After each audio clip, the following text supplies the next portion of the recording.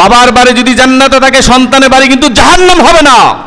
বাবার বাড়ি জান্নাতে তো সন্তানের বাড়িও জান্নাতে। আপনি জান্নাত সেই জান্নাতে যাবেন কি যাবে না সেটা আপনার উপর নির্ভর করতেছে, আপনার আমলের উপরে নির্ভর করতেছে, আপনি কি কাজ করবেন এর উপর নির্ভর করতেছে আপনি জান্নাতে যাবেন কি যাবেন না। এখন বাবার বাড়ি যাবেন না দাদার বাড়ি যাবেন এটা আপনার এখতিয়ার। দাদার বাড়ি তো বুঝছেন, আপনাদের এখতিয়ার। তবে আমাদের তামান্না আমাদের বাবার বাড়ি যেহেতু জান্নাত, সুতরাং জান্নাতেই। হ্যাঁ, বাবার বাড়িতে যেতে হলে আপনাকে অবশ্যই বাবাকে অনুসরণ করতে হবে, আদম আলাইহিস সালামকে অনুসরণ করতে হবে, নবী মুহাম্মদ রাসূলুল্লাহ সাল্লাল্লাহু আলাইহি ওয়াসাল্লামকে অনুসরণ করতে হবে, ইব্রাহিম আলাইহিস সালামকে অনুসরণ করতে হবে। এই তিন বাবাকে অনুসরণ করতে হবে। মুসলমানদের পিতা কয়জন? 4 জন।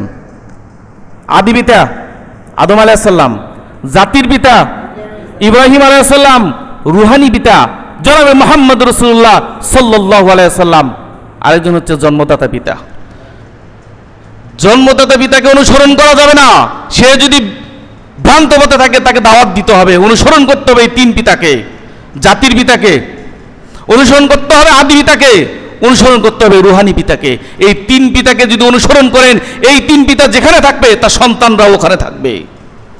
পিতা জান্নাতে থাকবে, সন্তান জাহান্নামে থাকবে। পিতাকে অনুসরণ করেন আপনি। কিন্তু আমরা পিতা মানি, বাবা মানি, এই বাবা না দয়াল বাবা মানি না। না, এই বাবা মানা যাবে না। এই বাবা যদি ইসলামের পক্ষে থাকে তাকে মানেন, এই বাবা যদি কোরআনের পক্ষে থাকে তাকে মানেন, এই বাবা যদি ধান্দাবাজি করে তাকে মানা যাবে না।